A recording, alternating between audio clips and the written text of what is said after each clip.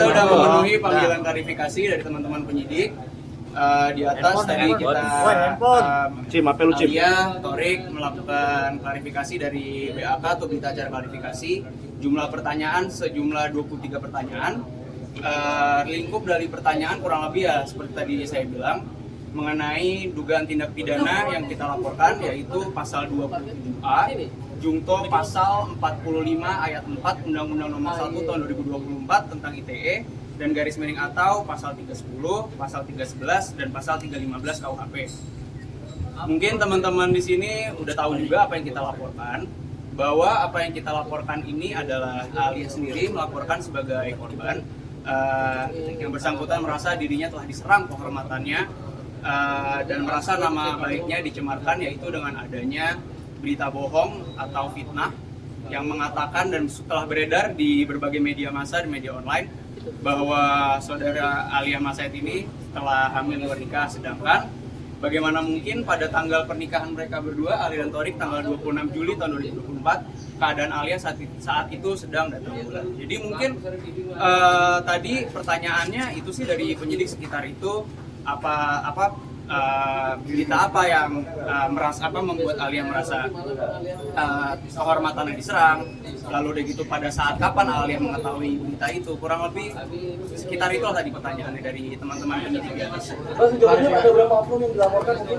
Untuk beberapa akun sekitar lupa ya, mungkin beberapa lah tadi, mungkin nanti teman-teman penyidik lah yang pasti bisa memberikan jawaban ininya, karena tadi kan untuk berita acara klarifikasi udah kita jawab, lalu sudah kita tanda tangani, kita tidak dapat kopinya semua di penyidik, mungkin penyidik yang lebih paham lah kalau itu.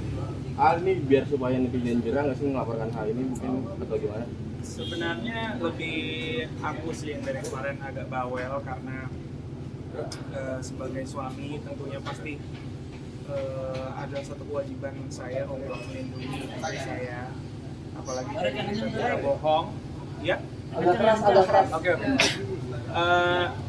Adalah melindungi istri saya apapun itu.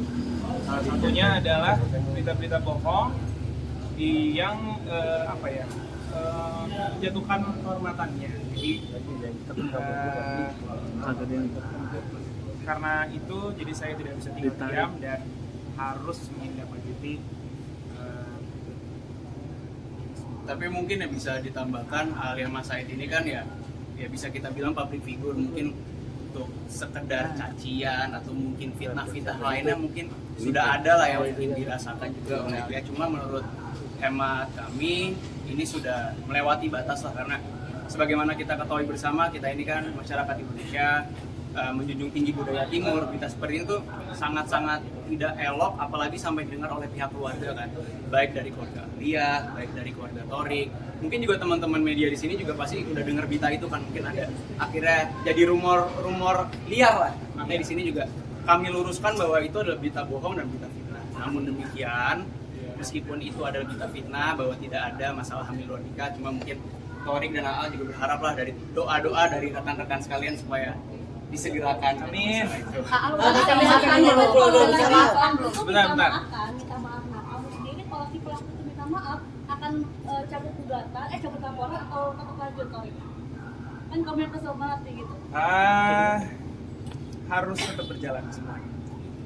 Karena semua udah ada peraturannya, Yes. makanya Lebih kencang lagi suaranya. Kalau AA emang suaranya masih gitu mas. Karena emang sekolah udah ada peraturannya juga ya. Ya, betul. Jadi itu alasan kenapa dilaporin juga. Untuk pelajaran juga supaya kedepannya tuh banyak yang lebih berhati-hati mau membuat berita pun, jadi harus ada faktanya. Sampai penjara bang mungkin.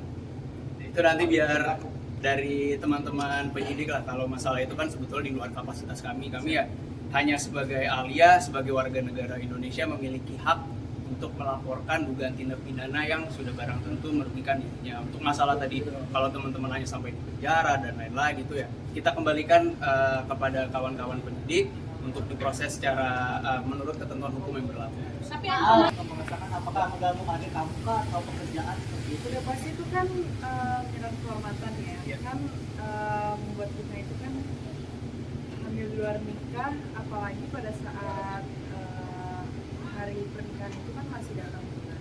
Jadi sebetulnya emang menyerang kehormatan, terus kan takutnya berimpact juga untuk pekerjaan kedepannya dan udah pasti sih. Ya yang paling jelas sih, yang paling saya sesalkan itu kenapa bikin berita seperti itu.